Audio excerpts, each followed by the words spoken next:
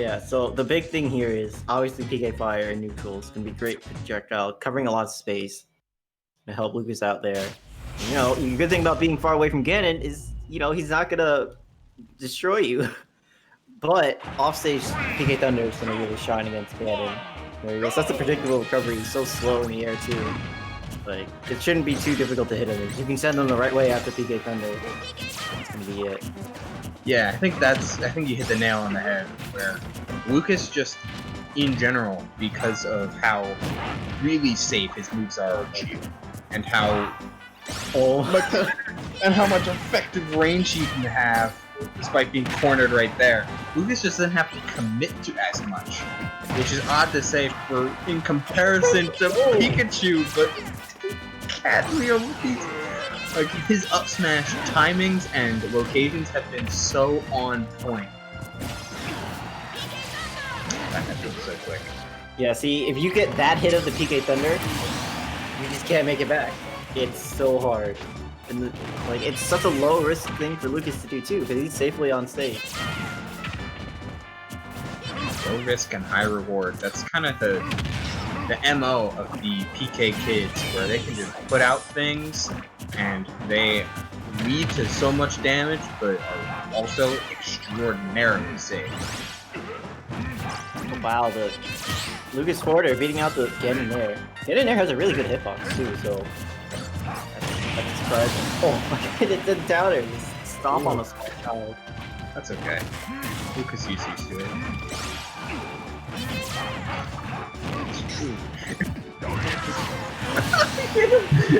He didn't think it hit him. How? What? This Ganon. Like, goodness. I'm in pain. Oh, he got the reverse hit too. What the? God. Please stop it. I'm moaning, dude. Someone, please stop this man. That feeling when you do everything right, but then Ganon says, "Rrr." Yeah, like the last match, like I could be like, alright, the Pikachu player didn't really go off stage enough, but no, I feel like Nikolai played the matchup correctly, but Kadmium just took advantage of every single opening he got. I mean, that was, even before leading up to it, if you remember, or if you see any replays, what have you, Ganon, he held in, he drifted forward with an air dodge in order to get the inside hit of PK Thunder, teched the stage, and set himself up for success, as we see the Yoshi switch almost immediately. Oh, that wise guy in the chat? Let's go, wise guy. Shout out to the wise guy. Shout outs to wise guy. We're gonna have to see how wise Nikolai is coming into the game too. Yoshi being his main, so we're gonna at least have that going for him. Yeah, so similar thing PK Fire with PK Fire is that the egg really good for covering space. The difference is you can cover aerial or grounded space and you get a chance to choose. But off stage you're gonna have to go off a little bit more. Like, it's a bit more of a risk. You're gonna have to go out with like an air or forward air. Try to get Ganon. Keep this in mind, you viewers at home. The last time there was a flame choke grab, Kadmium read tech roll away, and Nikolai gave him tech roll and avoided the situation completely. Keep that in your minds, because the next time there's a flame choke grab, I'm almost betting you that Kadmium's going to still read the tech roll away. But Nikolai might give it to him that time. But Nikolai's going to take the first stock by catching Ganon's landings. If you can't go off an edge guard him, big boy landing is often prime material for punishment.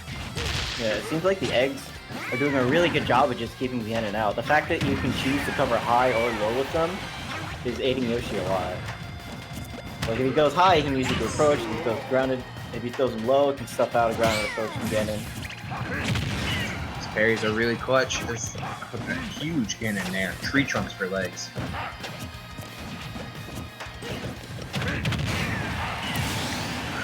Look at tree trunks, dude. He's naring out a shield and even beats out Yoshi there.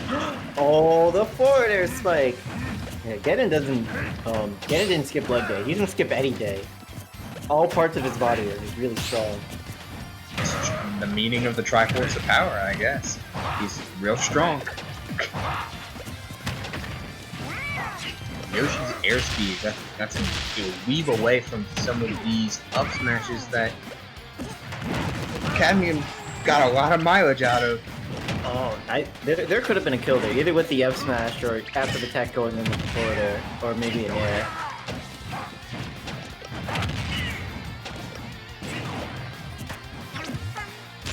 Yeah, Nikolai just deciding to get out of there, not dealing with that flame choke at all. Okay, jumps away from the grab just in the nick of time. Yoshi's shield is looking dangerously low. It's harder to tell, but the darker coloration, it's close to snapping. There we go. Speaking of snapping, Ganon got his neck snapped with how hard that forward air hit. Now the big thing from Nikolai, I think, in that set was the aerial approach, like backed up by an egg. I think that was really good. I didn't see Kadmium like have a real answer to that. So he's gonna need to figure that out if he wants to win going into game 3. Yeah, he had a whole game to figure, at the very least, try to figure something out. I'll have to see where he goes.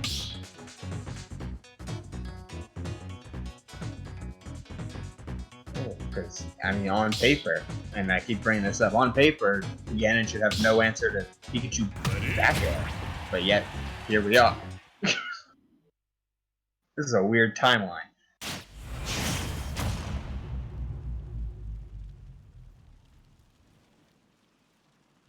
Ganondorf, Warlock Punch, neutral special. 3, Thanks, game. 1, go! Talon City is the big stage, wide stage. Makes Ganon live for a good long while.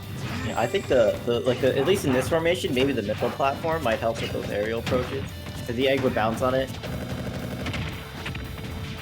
Yeah, okay, chasing him down.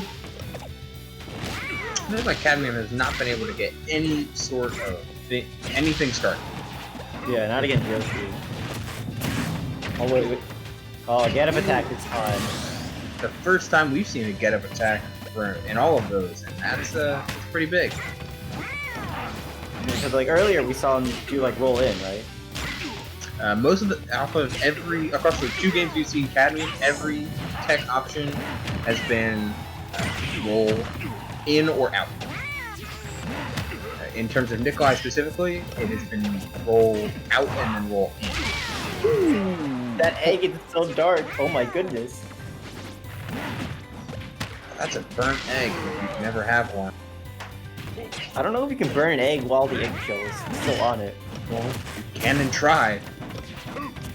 Well, again, yeah, Nikolai's doing a great job of mixing up his options after the intro. Oh my goodness. Nikolai just running away with his game right now. And thus, the stats have caught up to Kadmium a little bit. How does Ganon pin down one of the fastest air speeds in the game? And why for the way that Nikolai is playing, it just looks like sometimes he can't. Here's the egg toss again. Look at that. Such a great way to just create an opening.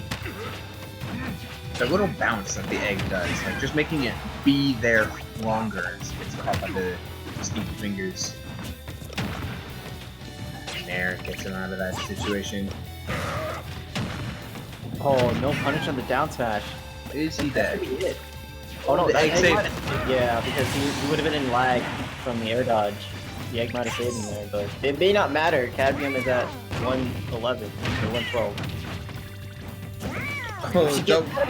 Oh, double jump armor. Frame 1. And the amount of armor that he has, I believe, is scaled with the amount of percent that Yoshi has. Oh, that's it. As it's irrelevant as with the Yoshi bomb. Yoshi! Completing a game that just looked so one-sided.